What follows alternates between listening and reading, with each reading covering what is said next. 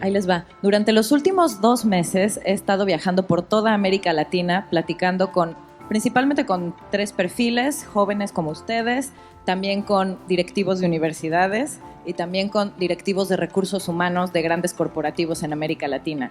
En las empresas, algo que me ha sorprendido mucho es que cuando les pregunto cuál es la habilidad que crees que más falta le hace a tus empleados, lo que me dicen es adaptación al cambio. Cada quien lo dice con diferentes palabras. Y eso a mí la principal reflexión que me lleva es que a veces pensar en una habilidad puntual va a resolver todo es una manera muy simplista de verlo. Realmente, para mí, adaptación al cambio es más bien un conjunto de habilidades. Es una serie de competencias que involucran, por ejemplo, ser flexible, ser resiliente, aprender a aprender rápidamente, tener lo que llaman un growth mindset. Entonces, lo que les diría es no sobresimplificar las cosas.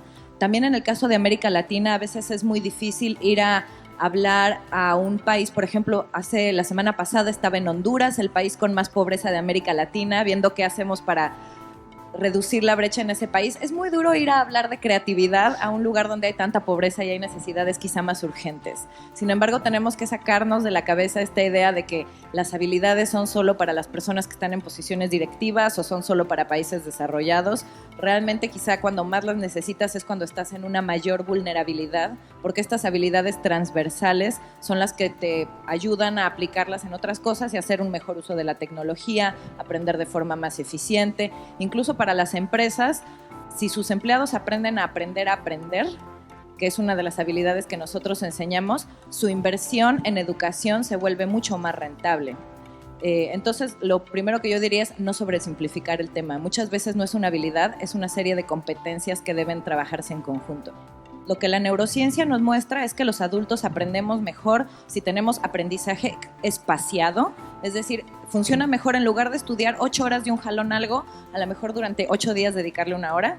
Y también el aprendizaje experiencial es la clave para aprender como adultos. Es decir, aceptar que no vas a aprender nada de inmediato, así que no corran, aprender es un camino, es como un maratón. Creo que el reto del futuro del trabajo, si lo queremos decir así, es un problema complejo, ¿no? Porque tiene que ver con pues, el problema, si lo queremos ver así, que vamos a vivir más tiempo, ¿no?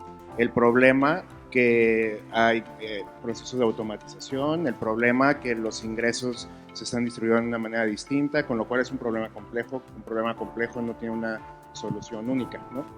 Entonces, dicho así, y la parte de subestimarlo, yo le llamaría como tener humildad consigo, con uno mismo, ¿no? Que imagínense, en estas vidas de 100 años o más, eso también quiere decir que tenemos la oportunidad de tener diferentes propósitos en diferentes etapas de la vida. Por eso es importante continuamente estarlo reflexionando. Cuenta la historia que Aristóteles era maestro de Alejandro el Magno, cuando Alejandro el Magno era joven y lo estaban preparando para que fuera un futuro emperador. Y le preguntaron a Aristóteles, ¿qué le estás enseñando a Alejandro el Magno? ¿Le estás enseñando política, matemáticas, medicina? Porque Aristóteles era experto en todos estos campos. Y la respuesta que le dio Aristóteles fue, le estoy enseñando la habilidad más importante que debe tener un monarca, que es aprender a pensar, pensamiento crítico. Por eso mencionaba que el pensamiento crítico no es una habilidad nueva, es algo que venimos hablando desde milenios, pero ahora es más importante que nunca. Creo que donde tenemos que enfocarnos es en aquellas habilidades que, 1, nos permiten usar mejor la tecnología y, número 2, habilidades que la tecnología nunca va a poder tener. Pensamiento crítico, utilizar el contexto para tomar decisiones, inteligencia emocional, creatividad. La creatividad es muy polémica. Muchas veces dicen, Leti, pero los algoritmos ya han hecho novelas y han hecho música.